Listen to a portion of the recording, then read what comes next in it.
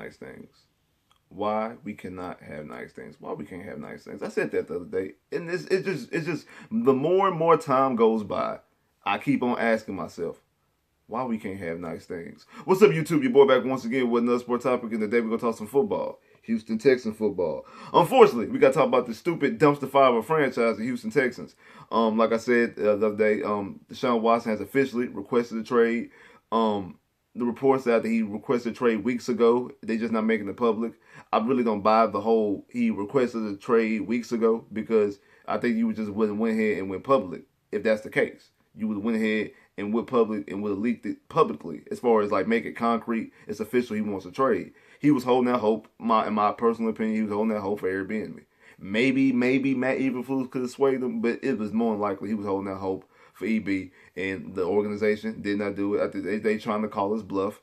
Because I think the 2 weeks ago he probably threatened to ask for a trade, but it wasn't concrete that he really officially said, I want out. He's like, hey, I'm leaning towards wanting out if y'all don't rectify this problem. And I think the Texans, Calvin there especially, is out here trying to hold Deshaun Watson's bluff, trying to call his bluff. So right now it's turning into a staring contest. And this situation can get much, much worse. Like, as bad as it is right now, we have not really seen the ugly side of it.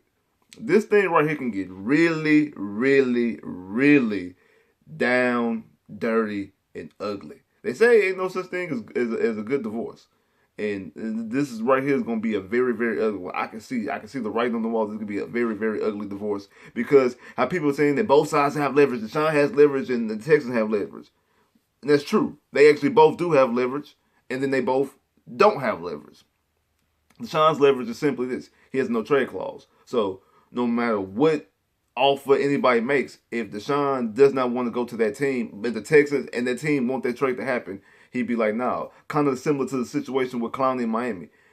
The Texans couldn't trade Clowney until Clowney signed the franchise tag. So when we were trying to trade him to Miami for Larry Tunsil, he was like, no, he didn't want to go to Miami. He didn't want to go to Miami. He thought Miami was a bad football team. He didn't want to go to Miami. So he did not want to sign the franchise tag. So therefore, it had to be a team like Seattle for him to actually sign the franchise tag. So that got you in the situation that you were in. You had to trade him to, you had to wait for him to sign the franchise tag. So like he basically was waiving his no trade clause in that sense. So Deshaun Watson has the power to waive his no trade clause or not wait or no, I don't want to go there. So that's the leverage he has. He's not going to go to a team that he does not want to go to.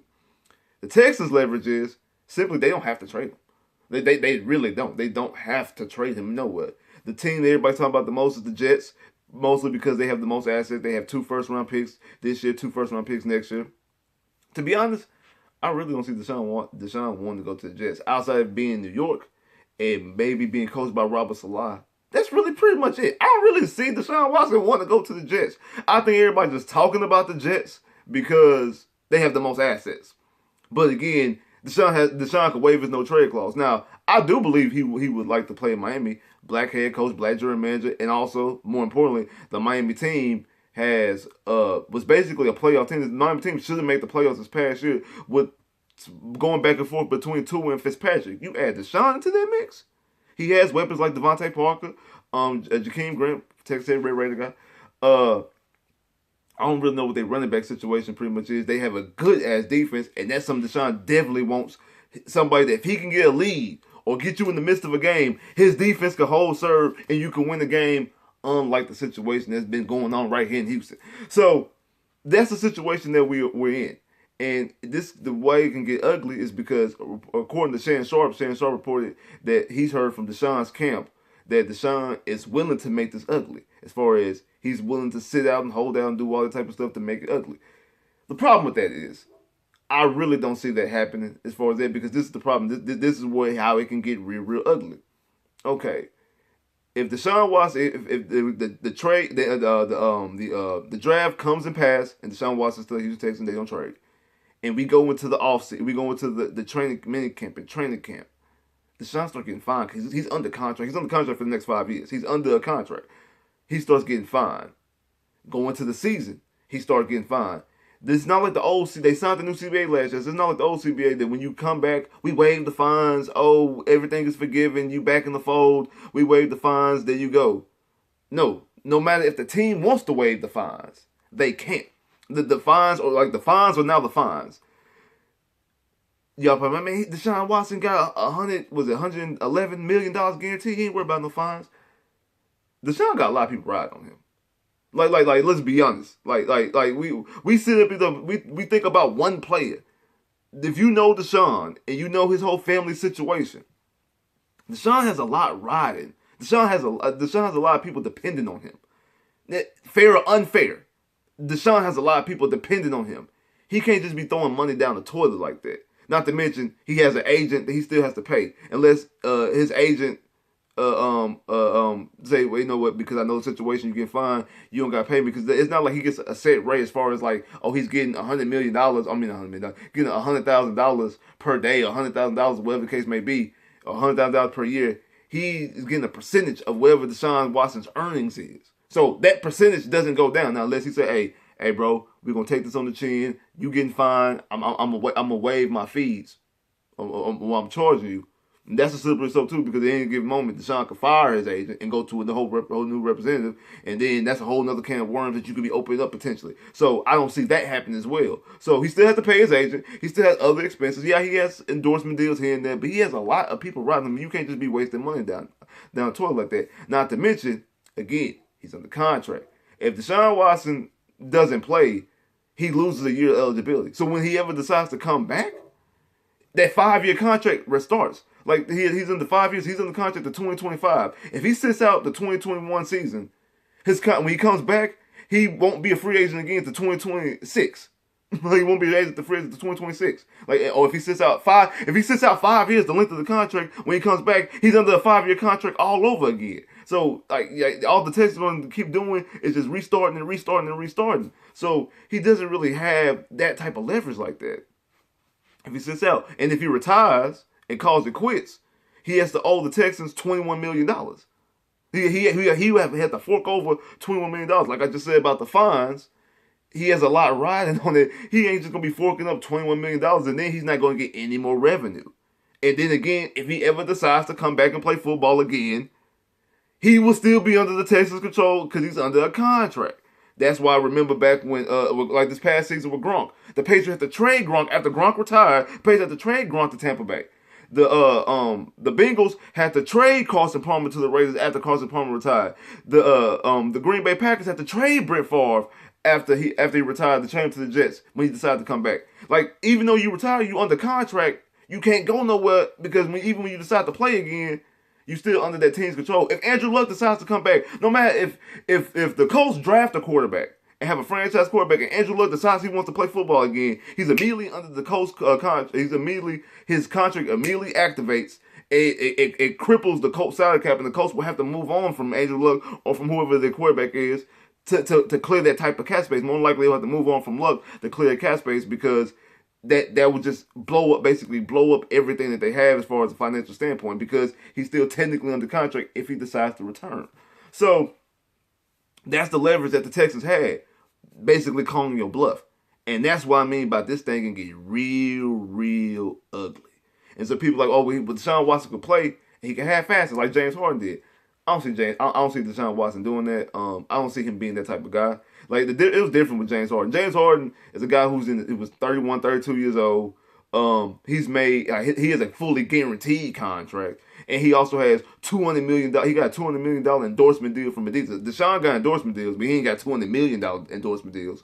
So he could sit out if he wanted to, even with fines. He's making money off top, and he's already past the level he's already made money. Deshaun Watson, 25 years old. So it's a kind of difference. It's a different type of situation. So yeah, James Harden came and half-assed it. Deshaun can't do that. This is football. This ain't basketball. He's subject to get hurt. If he go out there and half-ass it and take that wrong hit, it's over. It could be completely over. So he's not about to do that. Not to mention, if you go out there and half-ass it, Deshaun can hurt his reputation because people be like, man, you know what? Look, I'm willing to give up my farm. I'm willing to give up the farm for Deshaun Watson. That's a franchise quarterback, top quarterback in the NFL. I definitely willing to give it up. But if he out there half-assing it right now because he really don't want to be with the Texans, I understand that. What if he gets down here and I give up the farm to get him? And the situation right here is similar to the situation in Houston as far as not getting wins. Is he going to half-ass it with us? Is he going to call for a trade for us? Is he going to do it? Like, that's stuff that the other organizations are going to start thinking about. Not saying that it's true, because I don't believe it has anything to do with anything on the field. I think it's strictly personal between Deshaun Watson and Cal McNair, because Cal straight up lied.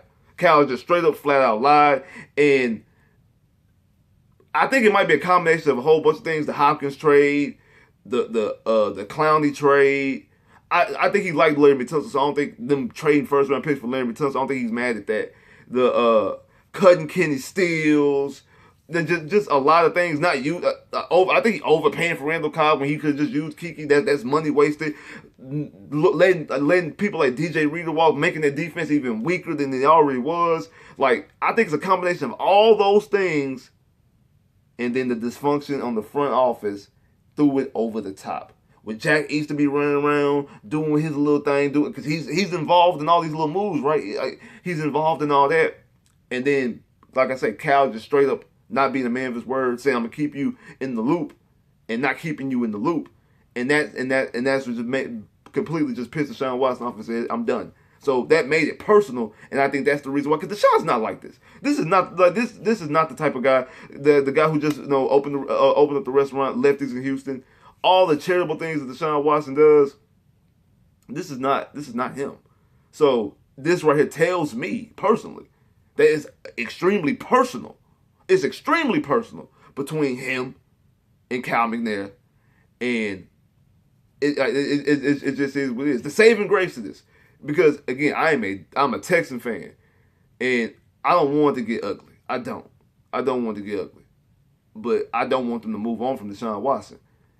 This is the thing people in Houston know. Back in the day, back in the early 90s, Hakeem Olajuwon requested a trade.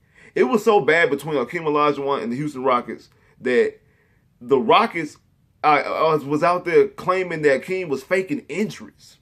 They were out there claiming that Hakeem was faking injuries. And Hakeem had to go get medical reports showing that he was actually hurt when the times he was missing games. It wasn't just he was just faking injuries. They actually called him out. And again, it wasn't Twitter and Instagram, and ESPN wasn't as prevalent as it is right now. Most of the stuff is done through the newspaper and stuff like that, back channels like that. You have all the first takes and undisputeds and all the other stuff that you have right now, get ups and things of that nature. So when you have situations like that, that's the type of situation it was back then with the Rockets and Hakeem Olajuwon. It was that bad. It was that bad that they were really about to move on from Hakeem. But what happened? The ownership changed. The Rockets sold to Leslie Alexander. Hakeem never got traded. He stayed. Rockets go on to win 2 titles.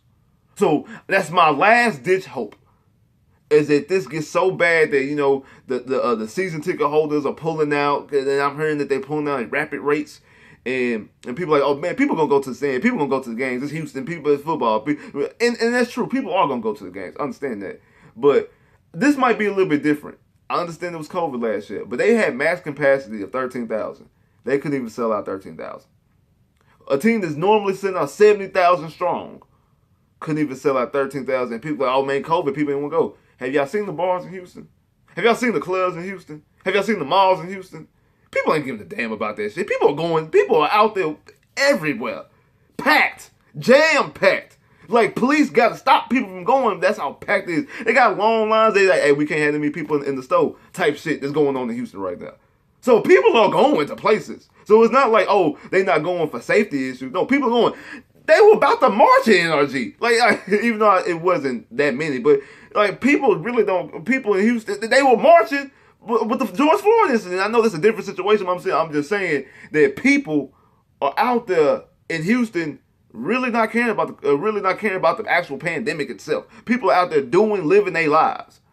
People are out there going to clubs and going to bars and stuff like that. Places are packed like they shouldn't be, but they are. And you can't sell out 13. You can't sell out 13. You can't.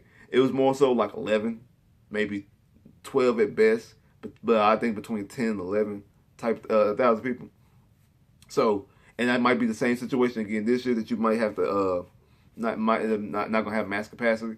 So I can see that it not being the same. It's still gonna be people at the games, but not at the same rate. And it's unfortunate. That's how bad the situation is. And like I said, it's a reason why, like I said, the report came out right after you hire with David Cooley, David Culley, a guy who's a position coach for the Baltimore Ravens, wide receiver coach of the wide receiver slash passing coordinator of the Ravens, of probably the worst passing attack and the worst receiving roster in the NFL. That's like the Falcons hiring our running backs coach as their head coach. That's like the Eagles hiring our DB coach as their head coach. And that's like the Lions hiring Mike Devlin, the offensive line coach, as the head coach. You hiring the worst, the coach of the worst unit of the NFL. Like the worst passing attack in the NFL, that's who you hire to be your head coach. That's absurd. It makes sense. Yeah. But again, he's black. He's a black guy. Like I say, the Dog and Pony Show. Oh, look, we're the only team to hire a black coach. Look at us. Look at us. We're not racist. Look at us. That's what this screams. And that's when Deshaun said, okay, yeah, let's make this official. Let's go ahead and drop it. Drop that track, DJ. Let's go ahead and make this official. Because obviously, they think I'm playing. They think I'm bullshitting. And Deshaun, I believe that Deshaun's not bullshitting. I don't believe he'll sit out because of the money and the situation. But I could be wrong. I mean, Deshaun can be that much invested and be that strong on leaving the city of Houston. Like I said, my last ditch effort is that eventually, like, these sales and shit drop, and Cal decides, hey, it's not worth it. Let me step down, or let me find somebody, and then hopefully that can somewhat repair the relationship between Deshaun and the organization. And he'd be like, my issue wasn't, it's not, because the issue's not with the city. It's really not with a lot of the guys on the roster. I think he likes a lot of the guys on the roster, even though some of the guys shouldn't be there. But I think he genuinely likes the guys. And that's something, that's a bridge, like I said, back I was saying, that's a bridge that you don't want to cross as far as that. Like, that you disrespecting players, because eventually when you go on the other teams, you could potentially be playing with said player or a player that caliber. So I don't think that's the situation. I think it's more so the ownership. But like I said, this could get real ugly. And then to be honest, it can get real ugly for Deshaun. Because like I said, like when I was talking about like how people gonna look like if he was half-assing it, which I don't think he would do. Like the perception of Deshaun could change. Like I'm gonna be honest with you. Y'all know I'm a Magic fan. I seen this in real time. I seen the Dwight Howard thing in real time. I can see a situation where Deshaun can end up being similar to that. And what I mean by that is, Dwight Howard in Orlando was loved by everybody. Everybody in Orlando loved him. Everybody across the NBA, outside of Shaq, had no problems with Dwight. Dwight was Defensive Player of the Year, going to back-to-back conference finals, making the NBA Finals, 3-time Defensive Player of the Year. He laughed and it was goofy, but people liked that. It wasn't until he forced his way out of Orlando, and it was a bad forcing. He forced his way out of Orlando, and it was bad. It was brutal. That's the reason why Magic fans to this day still don't like Dwight Howard. I'm not like that, but it is what it is. Even though some of them did congratulate when he won this title, but a lot of people, he made bad blood. He goes to L.A. and he doesn't win in L.A. Him and Kobe have conflict. Now he's the butt of every joke. Everybody blames Dwight Howard. When Dwight Howard was in Houston, was a Rocket, after they lost to Golden State, after James Harden choked a couple times in a couple games and didn't show up, especially didn't show up in the Clippers series in Game 6, that Stephen A. got on national TV and blamed strictly Dwight Howard. He didn't blame James Harden. He blamed strictly Dwight Howard because he was an easy target. He was low-hanging fruit. Because because he made the situation ugly in Orlando, forced his way to L.A. and didn't work in L.A. Then he started bouncing around the league. Everybody points the finger at, you're the problem. If Deshaun in Houston, if this gets even more brutal and gets even more ugly, which I can possibly see it getting, and he eventually finds his way out, especially to a team like New York, the Jets. New York's a big-ass market, and the Jets don't win? The Jets, like the Jets do not win? People are going to start pointing their fingers at Deshaun. It could possibly ruin his reputation. I don't want that to happen to him, but that's just how it is. That's just the facts. When you don't win, when you make a stink of stuff and you don't win, that's what happens. Like that's what happens. And people are like, Antonio Brown sat out and Le'Veon Bell sat out. Those are horrible examples, because they set out and they lucked themselves into situations where now they're going to both be playing the Super Bowl this year, with Le'Veon with the Kansas City Chiefs and AB with Tampa Bay. Those are completely different situations.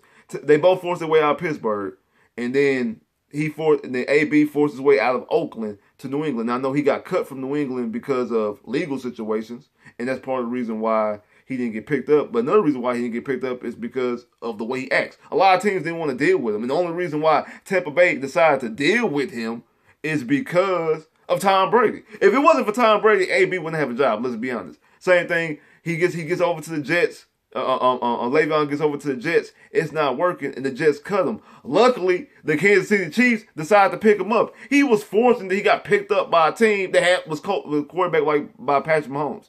Now I know though, again, like they can end up one of them will end up winning a championship, but like they basically riding somebody's coattails because Tampa Bay can win the championship. Tampa Bay could be in the situation, will be in the situation without AB. The Chiefs definitely would be in this situation without Le'Veon Bell. Neither one of them are moving parts, kind of like Dwight Howard in LA this past year. The Lakers would have won the title without Dwight Howard. Dwight Howard won the title because he happened to be on a team with LeBron James and Anthony Davis. Like that's the only reason why he won the title. It wasn't like he was the drive. Now he was a contributor. Don't get it twisted. He was a contributor, but he wasn't a main contributor. Deshaun Watson would be a main contributor to a championship team, or be part of the blame of a team that don't win. They're just, especially in a team like a situation like New York. New York's market is brutal. They press is brutal. They ain't this cookie cutter stuff down here in Houston where they leverage, like no, they smooth over a lot of stuff, and they they make excuses for a lot of things. They make all the type of excuses in the world for Bill O'Brien. They make all the type of excuses in the world for Jack Easterby.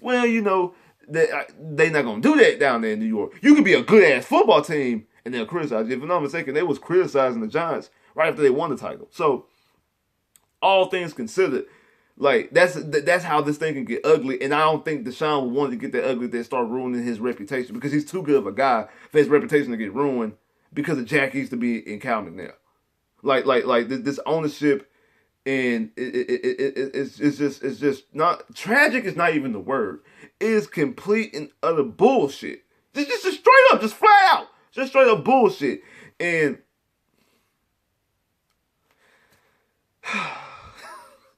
again, we waited 15 years. 15 years. You gotta laugh to keep yourself from crying, dog. Man. So we're gonna see how this works out. We're gonna see how this play out. Do the Texans budge? Do Deshaun Watson budge? A blinking contest, who blinks first? But I can see the situation getting really, really ugly. And the more it lasts, the uglier it gets. To be honest, I really don't know. I to be honest, like, I don't want Deshaun to go, so I don't want them to trade it. But then at the same time, I don't want the situation to get ugly as well. So I'm conflicted on how I really feel, and then also I'm conflicted on what they're gonna do. Bad situation to be in. Like, subscribe if you haven't. Comment below if you haven't. Click that bell. Get more videos. Holla.